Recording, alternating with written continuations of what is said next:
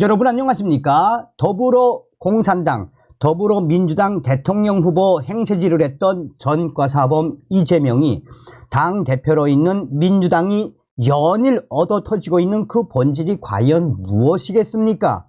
이번 총선에서 전과사범 이재명이가 본인의 방탄 정당을 만들기 위해 오로지 친명계에게 공천을 주고 비명계와 또 친문계 공천 사살을 하고 있죠. 지금 현재 민주당의 지지율 계속해서 내려가고 있죠. 무엇이겠습니까?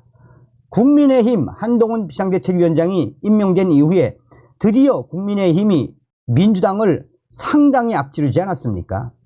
무엇을 말해주겠습니까? 이번 총선에서 전과사범 이재명이 당대표로 있는 이 민주당은 폭망할 수밖에 없다라는 거 아니겠습니까? 지금 이재명 때문에 전라도 난리가 났습니다. 윤석열보다 이재명이 더 싫다. 국민의힘 전라도 광주 8곳 전부 공천 일주일 새 14% 지지율 하락한 민주당. 종송산TV 좋아요, 구독, 알림은 큰 힘이 되겠습니다. 이재명 전라 남북도 호남 콘크리트 깨지는 소리 들리는가? 윤석열보다 이재명이 더 싫다. 성난 호남 민심. 이번 4월 총선이 8개월도 더 남아있던 지난해 7월 말 전 광주시장 이영섭은 이재명의 민주당에 암 환자 진단을 내렸었습니다. 그는 민주당에는 전략도 없고 혁신도 없고 도덕성도 없고 비전도 없다. 광주도 민주당이 달라지지 않으면 언제든 민주당을 버릴 수 있다라고 그는 말했습니다. 하라는 혁신은 하지 않고 노인 비하 망발이나 하다 조기 퇴진한 혁신위원장과 돈봉투 코인 거래 위원들을 겨냥한 발언이었기에 당시에는 민주당을 위한 쓴소리 정도로 치부가 됐습니다. 그러나 당대표 이재명이 공천에 더 큰 사고를 치면서 이 말은 현실이 되고 있습니다. 지금 전라도 성난 호남 민심은 만만치가 않습니다. 얼마 전에 광주일보와 인터뷰했던 광주의 한 시민은 윤석열 정부도 싫지만 윤석열 대통령보다 더 싫은 것은 이재명. 또 다른 시민은 민주당 역사에 이재명이 당대표가 되고 난 이후 지금처럼 민주당이 개인 사당이 된 적이 있나라며 이재명의 민주당 이번 광주에서 우리의 표를 받을 생각을 아예 하지 말아라 라며 광주 시민들이 대놓고 이재명 당대표를 질타하고 나섰습니다. 윤석열보다 이재명이 더 싫다라는 성난 광주 민심. 더 충격적인 것은 여론조사 결과였습니다. 최근 나온 한국 갤럽 여론조사에서 전라도 광주 유권자들의 민주당 지지도가 53%로 급락했습니다. 같은 기간의 직전 조사에서는 67%였습니다. 일주일 사이에 무려 14%포인트가 빠졌습니다. 여론조사 전문가들은 전라도에서 이렇게 일주일 사이에 14%포인트 빠진 것은 그만큼 이재명의 민주당에게는 대위기가 찾아왔음을 인지해야 한다라고 여론조사 전문가들은 강조하고 있습니다. 이재명의 비명, 친문계 학살로 인한 잡음이 계속되고 탈당 행렬이 이어지면 이 낙폭은 더 커질 가능성이 크다라고 전문가들은 강조하고 있습니다. 전라도 광주 사람들의 민주당 지지도가 50% 이하로 추락하는 건 시간 문제라는 것입니다. 누가 뭐라 하건 말건 자기 방탄과 차기 당권, 대선 후보 확보를 위해 민주당을 사당화하는 폭거를 서슴지 않는 이재명의 마음이 바뀔 확률은 제로에 가깝습니다. 그러면 민심은 이재명의 민주당에서 더 멀어질 수밖에 없습니다. 이게 상식이고 법칙입니다. 광주 여론조사 결과는 전라도 전 지역 콘크리트가 깨지고 있음을 여실히 보여주고 있습니다. 이재명은 그것이 깨지는 소리를 듣고 있는가? 이 경고음을 무시하면 본인과 당에 대재앙이 닥치는 건 필연입니다. 전라도 광주에서 무너지고 있는 민주당 지지 콘크리트층은 전북으로까지 퍼지며 수도권까지 이어질 것입니다.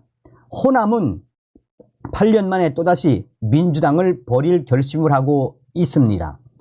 이재명 당은 2016년 안철수의 국민의 당이 거둔 싹쓸이에 버금가는 손상을 입을 것이 확실합니다.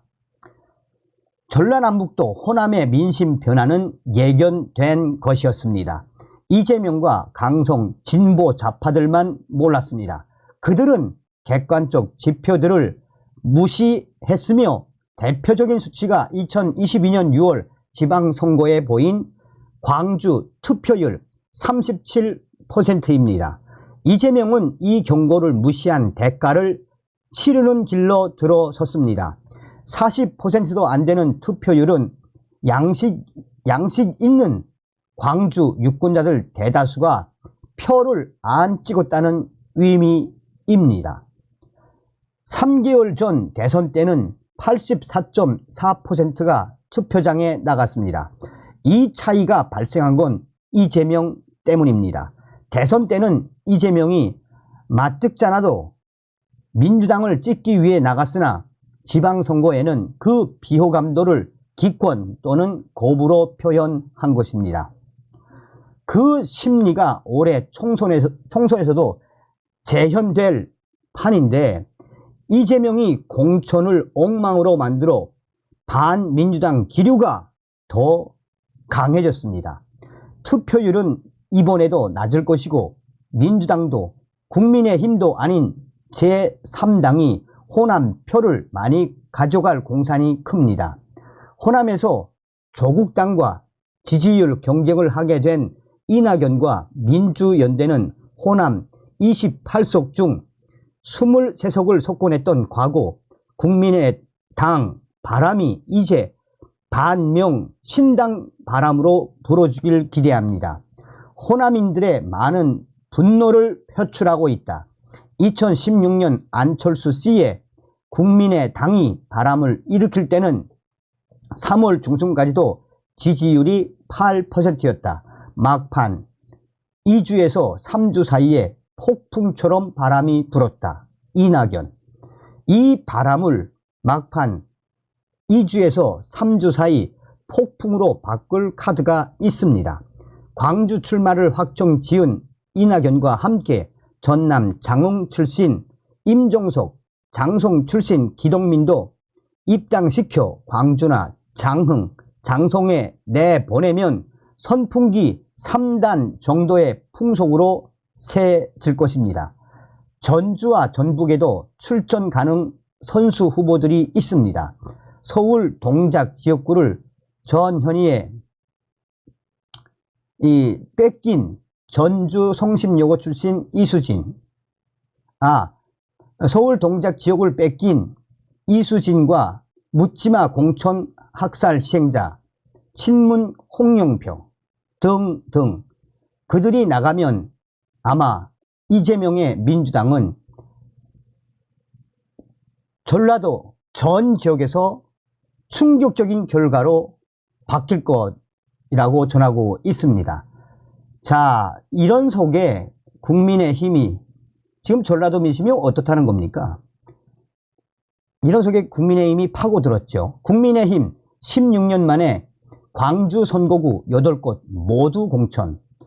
국민의힘이 제22대 국회의원 선거에 출마할 광주 8개 선거구 후보자를 모두 확정했습니다. 국민의힘 광주시당에 따르면 국민의힘 공천관리위원회는 지난달 29일 호남권 출마자 면접을 실시해 광주 서구울, 북구갑, 북구울 선거구 세 곳의 단수 후보를 결정했습니다. 이로써 국민의힘 광주시당은 지난 2008년 제18대 국회의원 선거에 이어 16년 만에 광주 8개 선거구 모두 후보자를 공천했습니다. 서구울 김윤 후보는 광주진흥고와 서울대 서양사학과를 졸업, 전 대우자동차 세계경영기획단장과 국민의힘 서울시 지방선거 공천심사위원을 역임했습니다. 북구울 김정명 후보 전남대 법과대학 행정학과를 졸업했고 전 한국자유총연맹 광주시 지부